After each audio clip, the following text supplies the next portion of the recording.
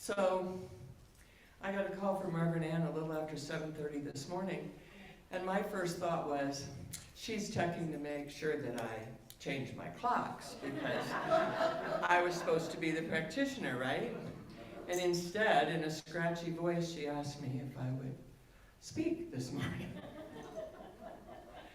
And honestly, in that moment, I had no fear, no trepidation, nothing. I just said, sure. Now, in the time since then,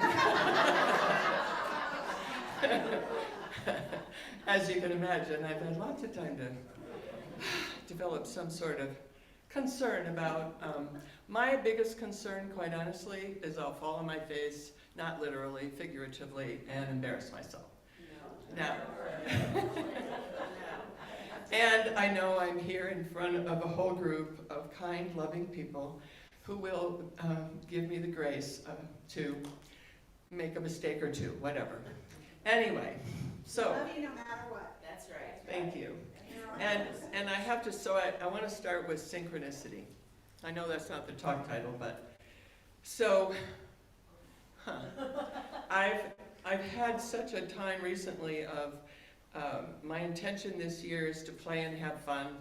And as some of you know, I paint, and so I've been having all kinds of fun making these wonderful paintings that are actually turning out pretty well, even though my goal is just playing and having fun.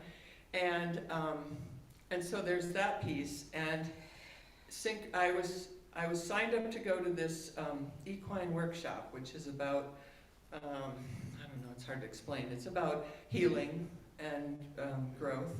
And I waited too long, and they said, oh, we're full. And I thought, okay, I'm not supposed to go. This was supposed to be yesterday. And then I got an email, I guess a Friday night, saying, oh, somebody canceled and you can come.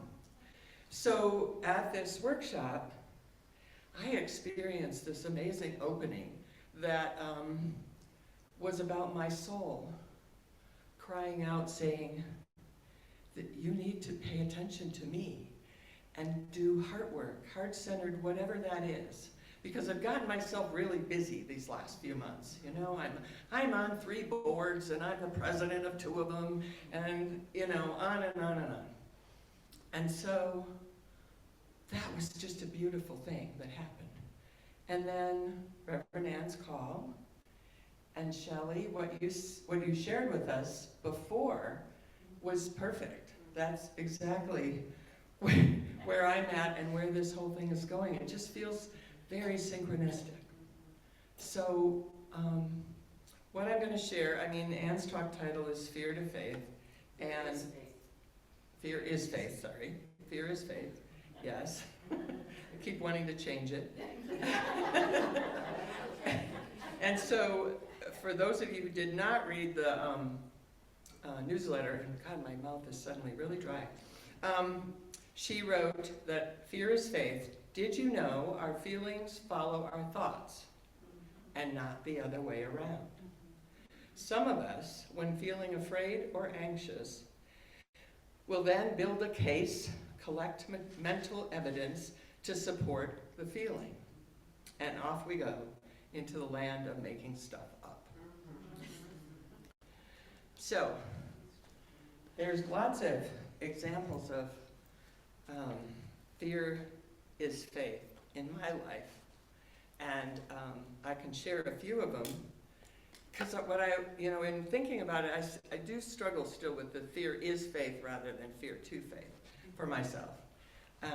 However, if I really look at it, some of the things I did that I was really afraid to do at the time, I believe the doing or the willingness to do, or the, I guess willingness is the best word, the courage sometimes to do whatever it was that fear being translated into faith.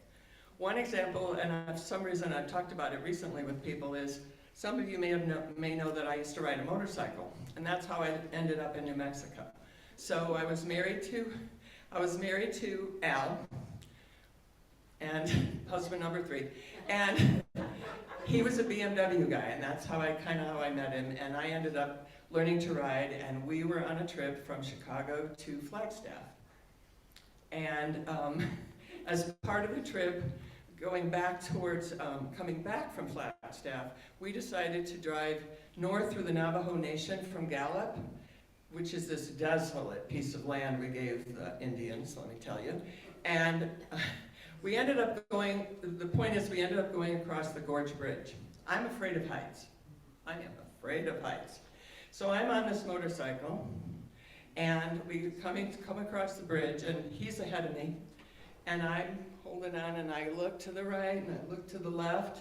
I see the river down below, and I say, cool, I did that, because that's scary. He pulls over and says, don't you want to get off and go look some more? I said, oh no, that was enough. But and that's one tiny example of all the times that I took that fear of heights and, you know, in spite of it, went to the top of the Empire State Building, the Sears Tower, every building. I've been on twice on the, what do you call it, the Arch in St. Louis. Scary stuff. To me, that's what we're talking about here, to a certain extent. Anyway, so let me read you. I ended up with 3 interesting books. So, Notes from the Universe, if any of you ever know Tut.com, Mike Dooley, he's all about thoughts are things. Thoughts become things, right? And so I just got one quote in here that I liked. If you know what you want and you can remember that thoughts becoming things is the only law at play in time and space, what else matters but what you choose to think today?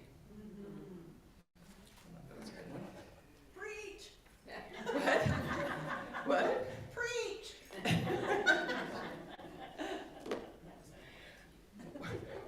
One of my concerns getting up here was I don't like the idea of that I'm talking at you. I want to feel like we're some sort of interactive, and I sense that because everybody's looking at me and smiling at me, so I appreciate that. Let me look at, I did write some notes here. Let me see my bullet points to see where I'm at. Oh, where? Oh, thank you. I do need that. Thank you.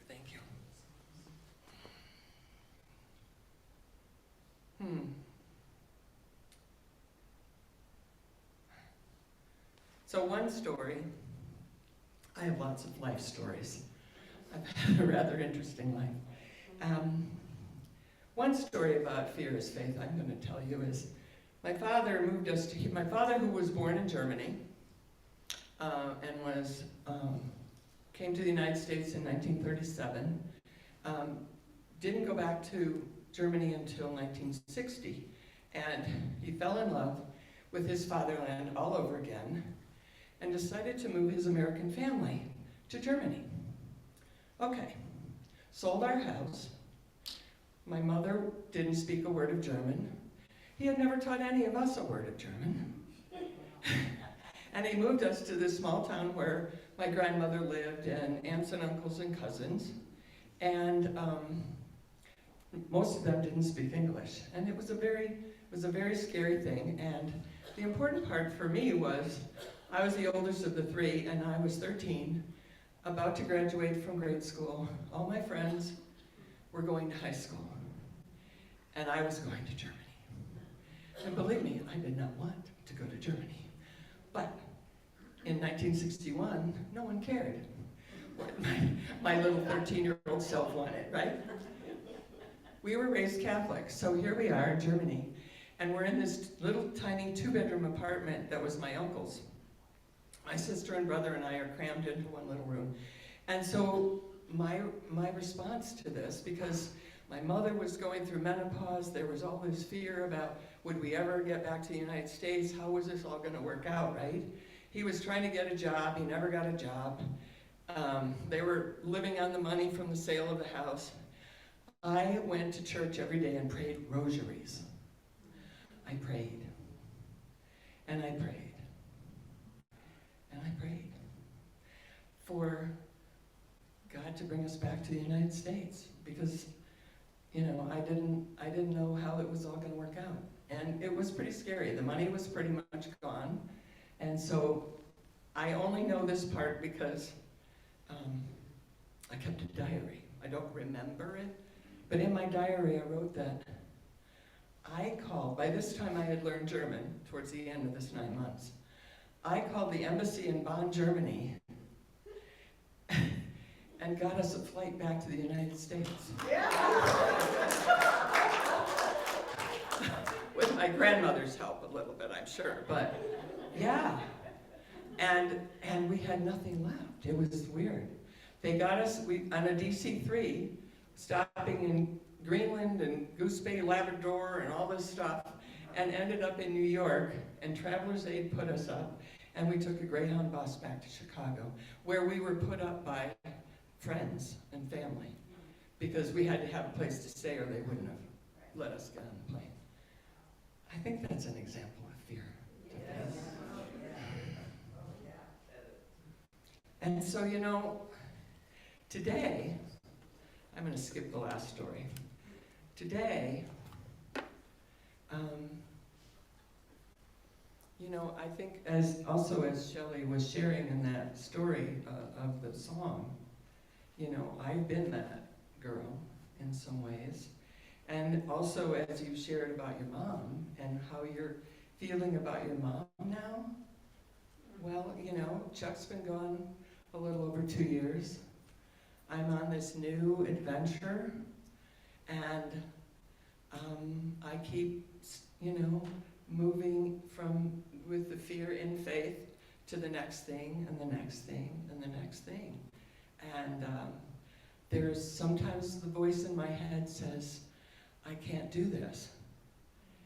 And then the next thought is, but you are doing it. Yeah. Yeah. And all of you have situations in your lives like that. You know, whatever they are, whether they're a health issue, whether they're a financial issue, whatever it is. And I'm real aware that, you know, I think, how do I be this? How do I be this widow at this time in my life and still have an amazing, beautiful life? Well, one step at a time, I just move to the next thing. And it's really, really amazing how that can be. So I have one more thing I want to read. Let's see. Melody Beatty. You know, I like this book, Journey to the Heart. Yeah. Let's see what she says. There are times in life when real power comes from being vulnerable enough to say, yes, I am afraid. Gently face your fears one at a time as they arise. Let each fear surface into consciousness. Tell yourself you know it's there. Then release its energy. Let it dissipate into the air. Don't be afraid of what you'll find. The feeling is only fear. There's a magic I've learned over the years. It happens when I feel my fear. My life changes. I become empowered to move on. Barricades I have not been able to penetrate crumble and disappear. And all I had to do was simply face and feel my fear. I'm grateful. Wow, I feel so much better now. I'm grateful for all of you being so kind. I'm grateful for this center. As many of you know, I've been here since 2010, and this is my spiritual home. And I'm glad you're all here as part of this spiritual home, because otherwise it would be kind of lonely. And I'm grateful for all we get to experience with each other and with Reverend Ann's wonderful, wonderful guidance. And I'm so glad that she did what she always tells everyone else to do this morning, to make the most self-loving choice, to stay home and take care of yourself. Thank you.